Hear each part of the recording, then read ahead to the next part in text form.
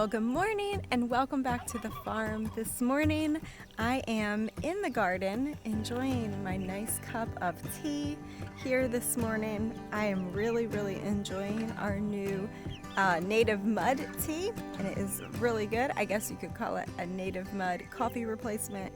Super duper good with chai and also a blend of the top 7 most potent mushrooms for healing. So it's really good. It's going to be another scorcher today. The boys said that it was reading 114 yesterday. As they worked getting their construction job done, they need one more day doing that. So Lord willing, today will be the day. I'm out in the garden today. I'm going to be harvesting a whole lot of my herbs because I figured I would bring you along today while I'm in the garden. I have a lot of watering to do, but first priority is I also have to harvest a lot of my herbs. So I'm going to be going ahead and doing that this morning and bringing them in to dehydrate them and get them all jarred up. So I'm going to bring you along for that today. But I just figured I was in the beautiful garden, and I know how much you guys enjoy being out in the garden with me. I enjoy the garden so much this year, and that is really hard to say from years past for July. July and August are rough gardening months in Tejas. Usually the garden is not so enjoyable then. There's not a whole lot that really would even grow during those months. But this year, right? Right, Nugget? Hi, baby. Hi, sweetie babes. Hello, baby. You came out here just for mommy. I know. She's got her summer haircut. She's doing a lot better. She's finally come to grips with her summer haircut, so that is a good thing. But anyway, usually not much grows in the garden in Texas in the summer. There's only a handful of vegetables that really enjoy the summer heat. But this year, we have corn growing, and that is just a lot of fun, something different. And yeah, I'll take you around and show you the corn. I'm really excited about it. I am looking forward and starting to plan out the fall garden. I'm really excited about that. I hope you're starting to plan out your fall garden as well. Even if it's just 1 or 2 things that you're planting in a container, that's still exciting.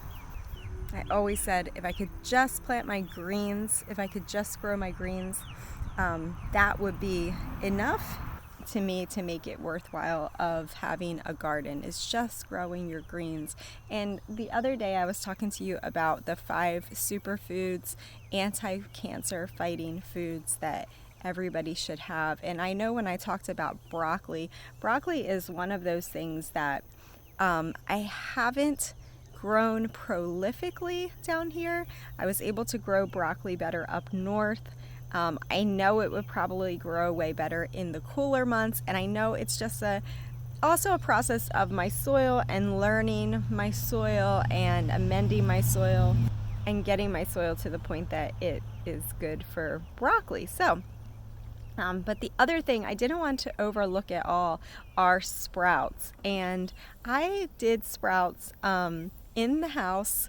You can do sprouts, and sprouting is just so amazing for you. It's so nutrient dense. I probably should do a whole video just on sprouts. Maybe I will, because talk about the king of preps. Sprouts are really like super great for everything. And my point is that you can do broccoli sprouts. Even if you can't grow broccoli, I want to order some sprouting seeds and do broccoli sprouts. You're going to have a lot of the nutrition there, and it's just a great way to do it if you can't always grow broccoli. And then the other thing I'm going to be doing, obviously, is just putting broccoli on our regular weekly grocery list again, and just incorporating that into our dips and things. I think I would like to do carrots, celery, and broccoli as our always having on hand raw vegetables for the children and I for dipping. And since I'm making our own hummus now. That's just really handy to have those veggies on hand. Wow guys, it is heating up like minute by minute. I know you can't feel it. I know you cannot feel it, but it is an intense burning heat. So with that, I'm going to get busy to work in this garden. So I have a watering buddy out here this morning with me, the Big Tex. Hey Big Tex, this corn is taller than you, buddy. Some of this corn is taller than Mommy. Go stand next to the corn. Here, go stand next to some of this corn. Go stand next to it. I'm gonna see you. No, don't pick the small one. Go pick the big one. Yeah, that one. Look at that. Look at that. You're in the cornfield, buddy. Is that cool or what? You got plants bigger than you. I'm gonna have to take some pictures, okay? Okay, here, you can have your hose back. You can keep watering. I just wanted to see what it was like with you in the cornfield. There's the rainbow.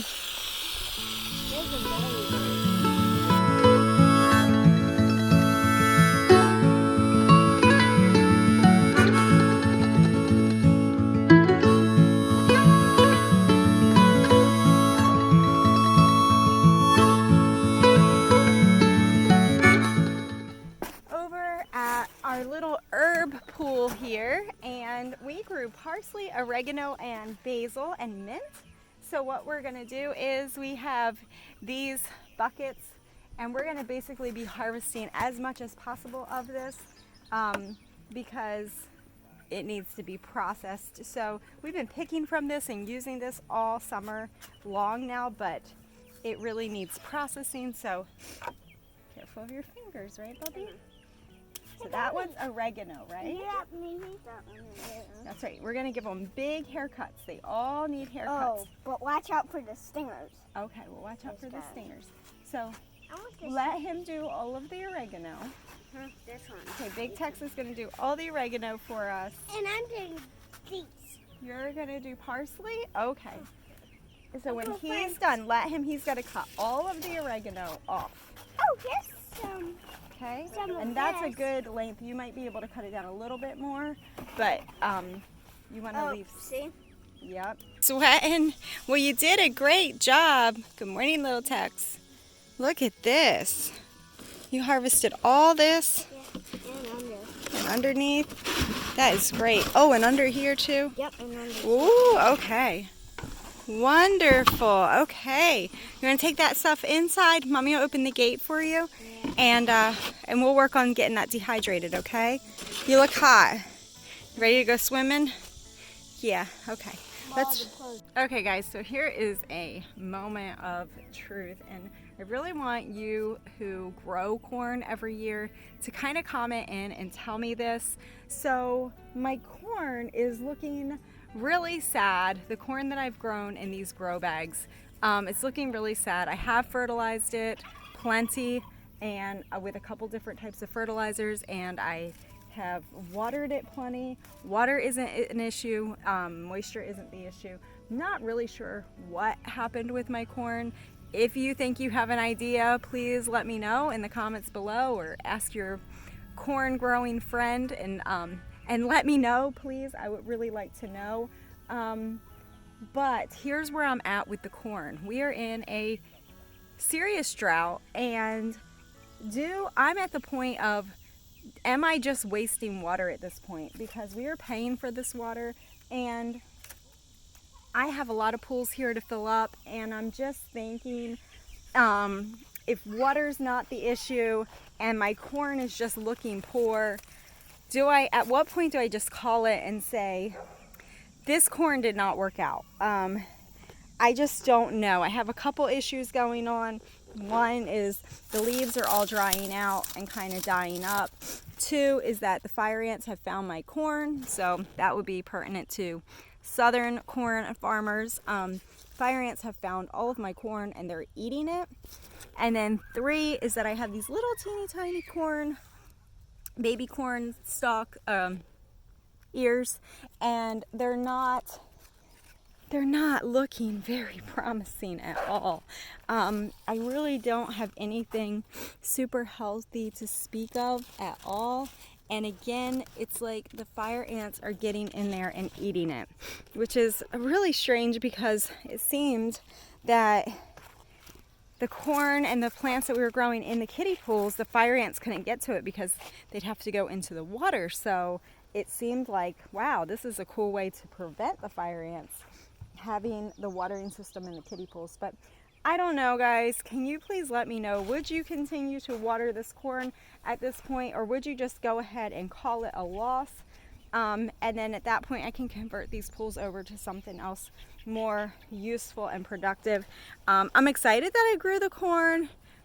If I hadn't grown this corn, I would not have grown my beautiful corn out there in the field. So this was my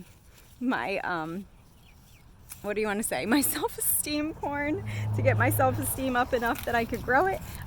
So anyway, we don't believe in self-esteem, but this is, yeah, I don't know. I just say that because whatever, cut that out.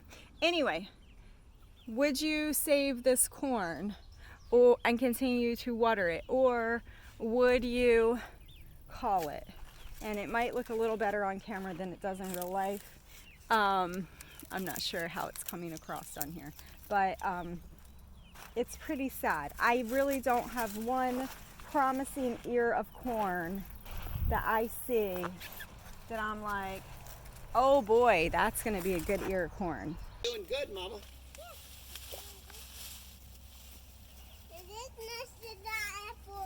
No, but I got 3 out of there this week. He's picking more herbs.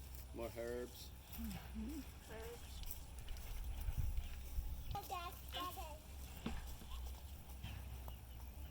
Back inside the house, and we are dehydrating. So, sister here has some basil.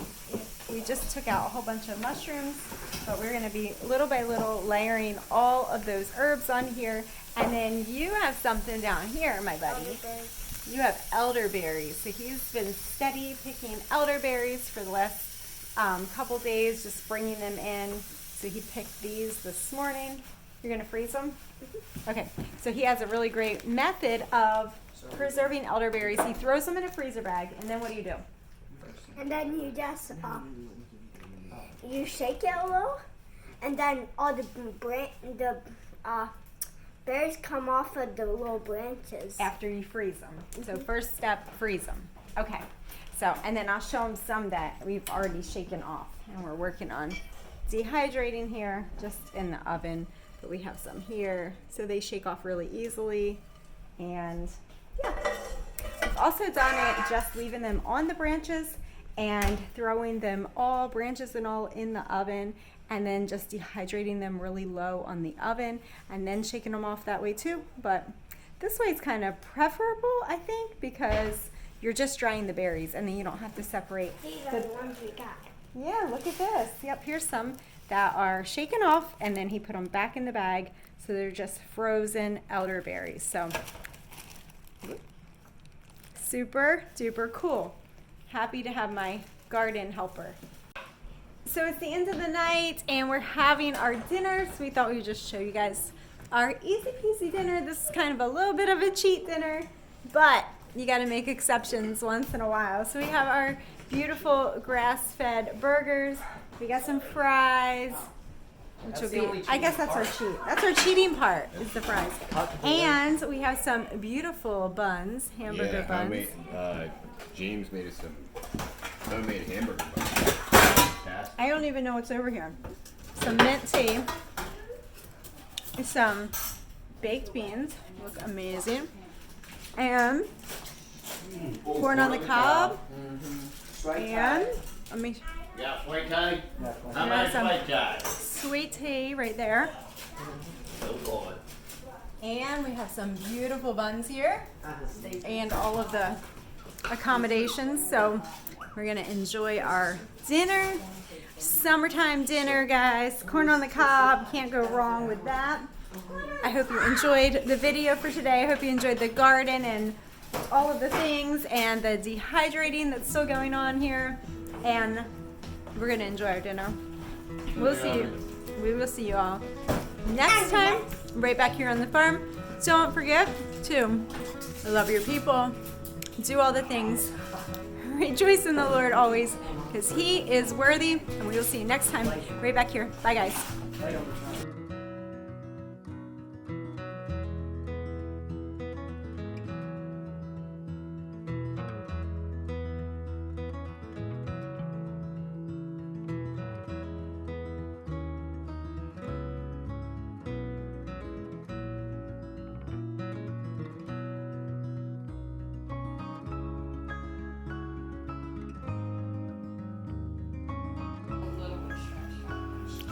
Okay, so this is the magic trick.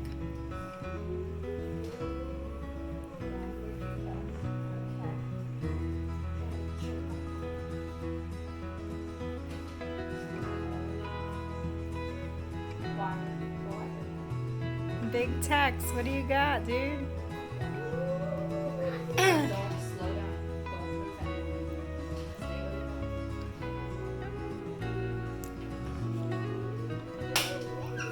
That's a